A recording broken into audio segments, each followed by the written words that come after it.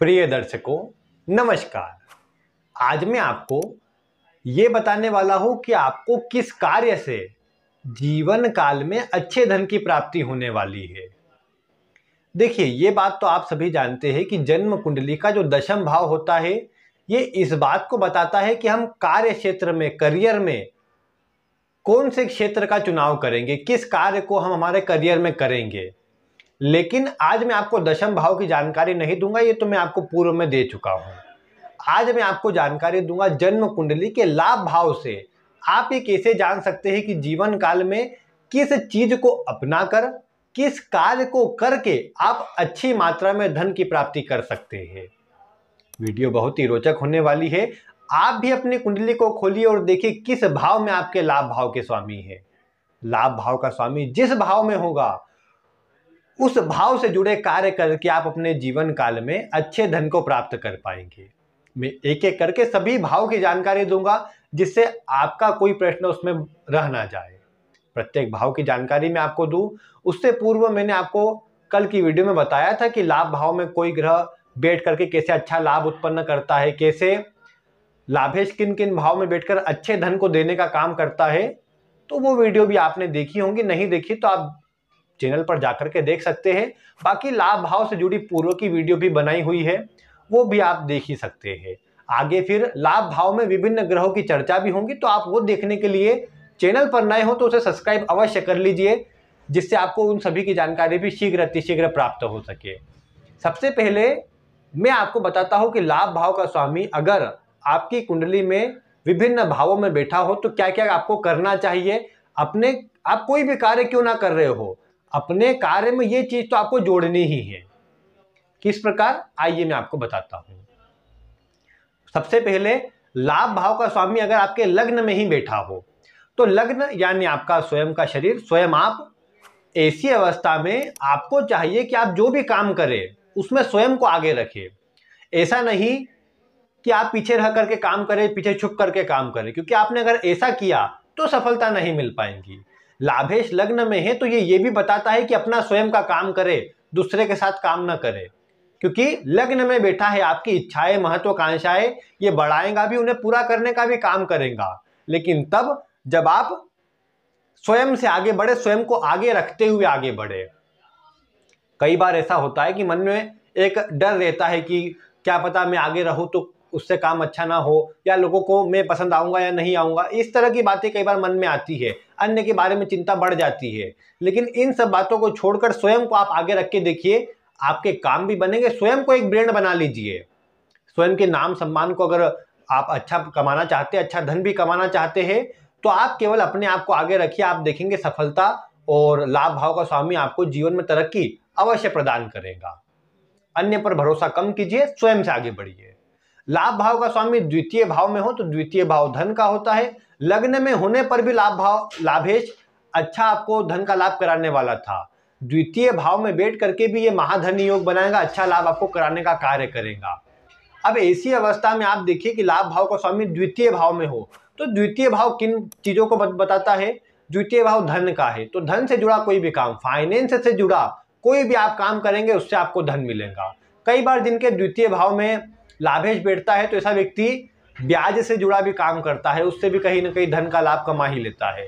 द्वितीय भाव आपकी वाणी का है, यानी धन कमाने में आपकी वाणी आपके लिए प्रमुख रहेगी। अब आप कुछ अपना काम ही ऐसा कुछ करें वाणी से जुड़ा हुआ कि उसमें आपको अपनी वाणी का ही उपयोग करना हो, किसी को ज्ञान देना हो, सलाह देना हो, पढ़ाना हो किसी चीज को, तो ये सब काम क्या है, वाणी से जुड़े हुए कार्य है। तो ऐसी सब चीजों में तो वाणी का उपयोग होगा ही। दूसरे भाव से अब जब वाणी का विचार है तो मुंह का विचार भी होगा, यानी खाने का विचार भी दूसरे भाव से होता है। तो आप अपने जीवन में खाने से जुड़ा काम भी करेंगे तो लाभ आपको अच्छा होगा। आप कोई भी काम क्यों ना करते हो, चलिए दूसरे भाव से जुड़ा काम आपका नहीं है, आप अगर ये करें कि अपने परिवार को उसमें जोड़ ले। दूसरा भाव कुटुंब का होता है, घर परिवार का होता है। अपने परिवार को अगर आप जोड़ लेंगे तो भी आप देख पाएंगे कि आपको अच्छे धन की प्राप्ति अवश्य होगी। दूसरा भाव ज्वेलरी को बताता है, स्वर्ण आभूषण आदि को बताता है, उससे जुड़ा काम भी आप कर सकते हैं। बाकी फाइनेंस से जुड़े सभी सेक्टर दूसरे भाव में आते हैं, उनसे जुड़ा तो काम आप कर ही सकते हैं।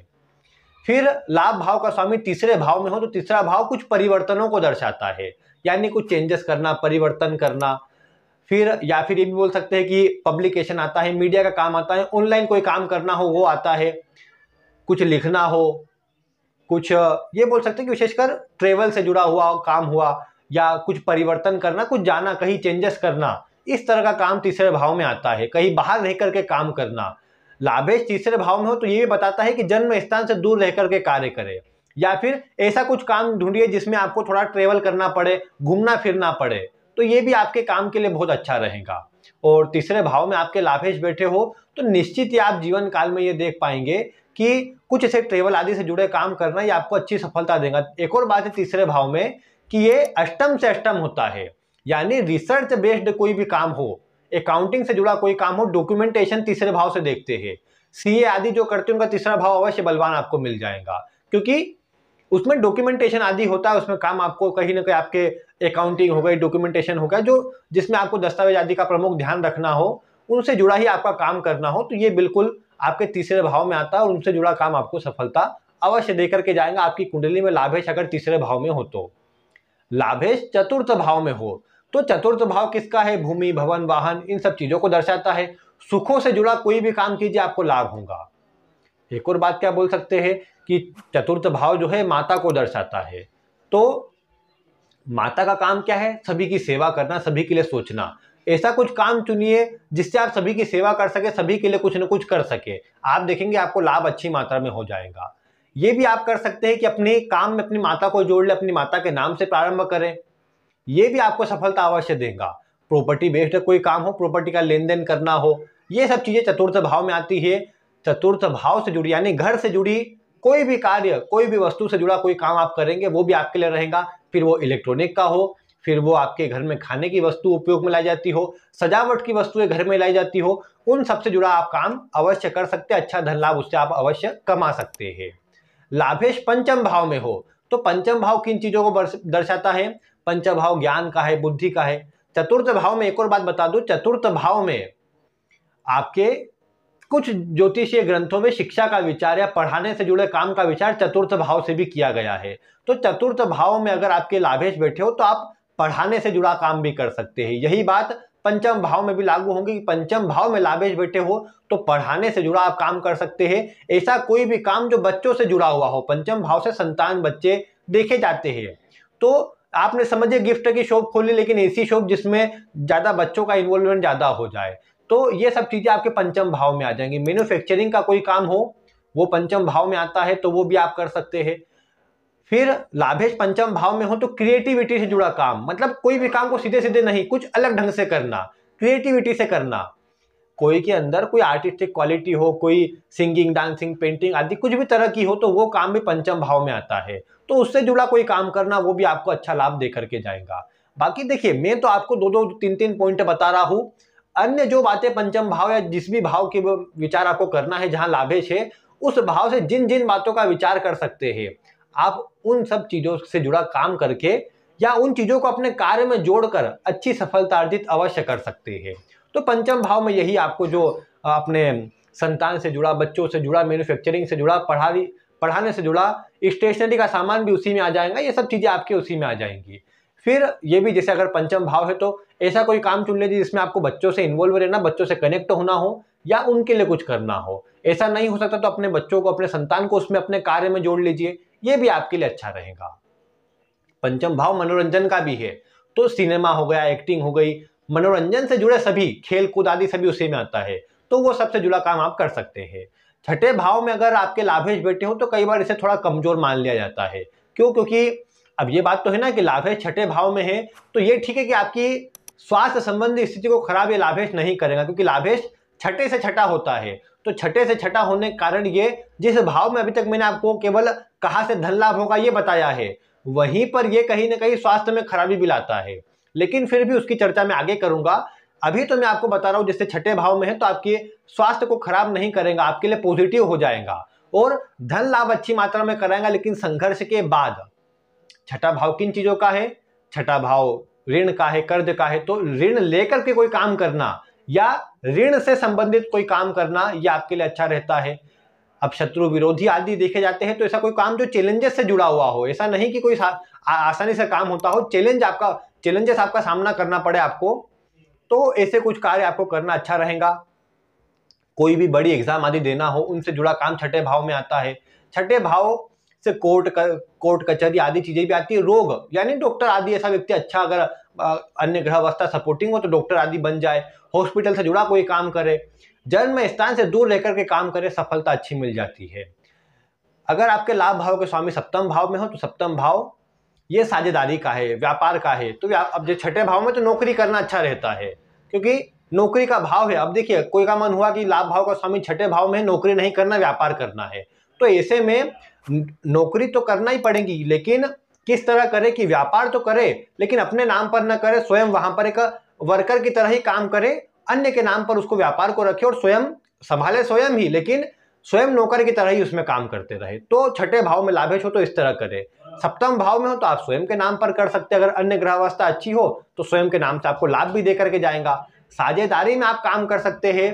सप्तम भाव में है तो आप कोई भी ऐसा काम, जैसे विवाह से जुड़ा कोई काम हो, मांगलिक काम कराना, या फिर विवाह की डेकोरेशन, या जो भी सजावट की जुड़ी वस्तुएं होती है उससे जुड़ा कोई काम करना सप्तम भाव से। फिर कहीं ना कहीं आप ये बोल सकते हैं, विशेषकर व्यापार का विचार होता है तो व्यापार किसी भी प्रकार का आप करें, अन्य ग्रह अवस्था जो सपोर्ट कर रही हो उससे जुड़ा काम करे तो अच्छा रहेगा। अन्य से कनेक्ट होना हो, क्योंकि सातवां भाव साझेदारी या पार्टनरशिप का है, अन्य से कनेक्ट करना हो, अन्य से मिलना हो, जुड़ना हो, ये काम आपको अच्छा लाभ दे करके जाएंगे।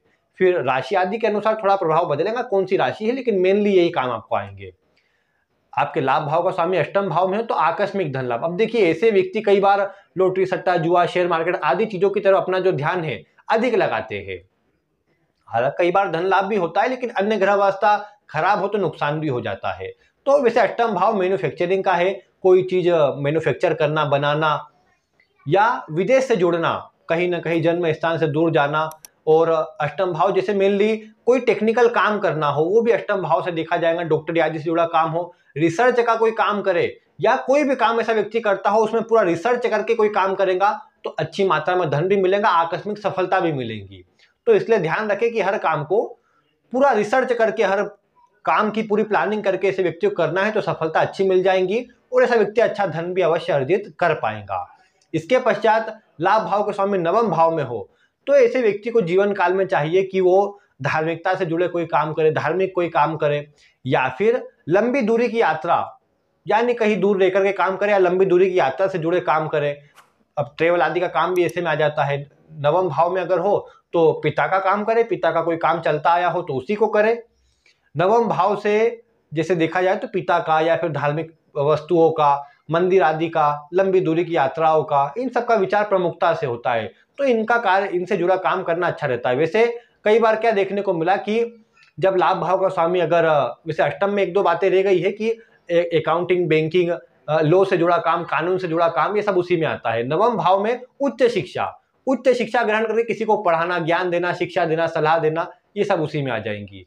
नवम भाव में है तो गुरु का काम क्या होता है, किसी को सही मार्ग दिखाना, तो उससे जुड़ा काम करना अच्छा रहता है। और वैसे नवम भाव में तो एक अच्छी अवस्था है, अच्छी अवस्था होने से सफलता के लिए अच्छी रहती है। तो पढ़ाना सिखाना ये चीजों से और जुड़ जाए तो बहुत अच्छा रहता है। धार्मिकता से जितना जुड़ा रहेगा उतना लाभ अच्छा मिलता रहेगा। लाभ भाव का स्वामी दशम भाव में हो तो ये भी एक अच्छी अवस्था है। व्यक्ति जो काम करेगा उससे धन मिल जाएगा। ऐसे व्यक्ति को चाहिए अपने काम के प्रति ईमानदार रहे, अपना काम ईमानदारी से करे और गलत मार्ग से काम न करे, अच्छे मार्ग से ही धन कमाने का प्रयास करे तो स्थिर रूप में अच्छी बड़ी सफलता ऐसा व्यक्ति अर्जित कर सकता है।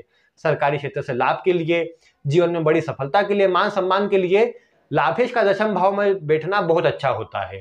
सामाजिक कोई काम करना हो, राजनीति से जुड़ा काम करना हो, या ट्रस्ट आदि कोई भी व्यक्ति चलाए तो उससे जुड़ा काम ऐसा व्यक्ति अच्छी तरह कर सकता है, अच्छी सफलता अर्जित कर ही सकता है। इसके अलावा लाभेश लाभ भाव में ही बैठे हो तो लाभ भाव हमारी इच्छा पूर्ति का है। लाभेश का लाभ भाव में बैठना तो सभी मार्ग से धन लाभ को बताएगा, लेकिन मुख्यतः ऑनलाइन काम करना, मीडिया या फिर अन्य लोगों से जुड़ना, कैसे भी कनेक्ट करना, जितने अधिक लोगों को आप जोड़ेंगे, जितने अधिक लोगों से आप कनेक्ट रहेंगे, लाभ भाव उतना एक्टिव रहेगा। ये मैंने आपको पहले बताया था। लाभ भाव में आपके लाभेश बैठे तो आपको बता रहा हूं ये आपको करना चाहिए, क्योंकि इससे आपके जीवन काल में लाभ की स्थिति बढ़ेगी, आप अच्छी मात्रा में लाभ अर्जित कर पाएंगे और जीवन में आपको कभी भी धन की कमी नहीं होगी, धन आगमन आपका अच्छी मात्रा में होता रहेगा। फिर लाभेश अगर 12वें भाव में हो तो 12वां भाव कहीं ना कहीं इंश्योरेंस से जुड़ा काम या मतलब बाहर जाना, विदेश जाना, लंबी दूरी की यात्रा, हॉस्पिटल से जुड़ा काम, जेल से जुड़ा काम, मतलब जेल से जुड़ा काम मतलब उसमें आप हवलदार वर्क कर सकते हैं, उसमें आप कुछ उससे जुड़ा कुछ लेन देन का काम होता हो वो आप कर सकते हैं। तो मेनली मतलब जो जिन चीजों को देखा जाता है उससे जुड़ा काम, योगा, प्राणायाम, मेडिटेशन, ये सब चीजें आपके पंचम में भी आती है, 12वें भाव में भी आती है। तो इनसे जुड़ा कोई काम करना बहुत अच्छा रहता है, अच्छी सफलताओं को देता है। और 12वें भाव में जब लाभेश बैठते हैं तो वैसे विदेश जाने पर अच्छा लाभ होता है, क्योंकि कई बार क्या होता है कि लाभेश 12वें भाव में हो तो व्यक्ति धन लाभ तो अच्छा कर लेगा लेकिन वो खर्च भी उतना जल्दी कर देता है, तो फिर धन बच नहीं पाता। तो ऐसे में बाहर रहना या धन को इन्वेस्ट करना, देखिए 12वां भाव इन्वेस्टमेंट को बताता है, तो धन को इन्वेस्ट करना भी अच्छा रहता है कोई भी चीजों में। अब वो ऐसे में कई बार प्रॉपर्टी आदि में या जो कुंडली बता रही है उसके अनुसार इन्वेस्ट करना अच्छा धन लाभ करा करके देता है, अच्छी सफलता देने का काम करता है। तो ये तो केवल वो दो तीन पॉइंट हुए जो लाभेश के विभिन्न भाव में बैठने से जो व्यक्ति के लिए आते हैं कि ये काम व्यक्ति को जोड़ना चाहिए। इसके अलावा ऐसी ही स्थिति दूसरे भाव के स्वामी की भी है। दूसरे भाव का स्वामी जिन भाव में बैठेगा उनसे जुड़ा काम अपने जीवन में आप जोड़िए तो वो भी आपको, मतलब देखिए दोनों की लिंक जोड़िए, 11वें भाव का स्वामी और दूसरे भाव का स्वामी दोनों जो बताना चाहते हैं उनको अपने कार्य में समाहित कर लीजिए, फिर आप देखेंगे जीवन में कभी आपको धन की कमी नहीं होगी।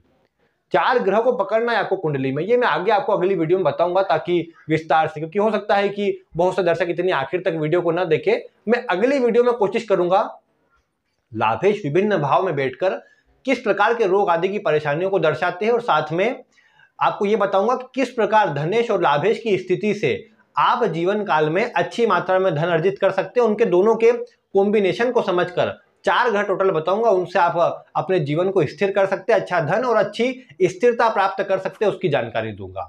तो उन वीडियो को देखने के लिए आप चैनल को सब्सक्राइब करें और वीडियो पसंद आए तो आप इसे लाइक करें।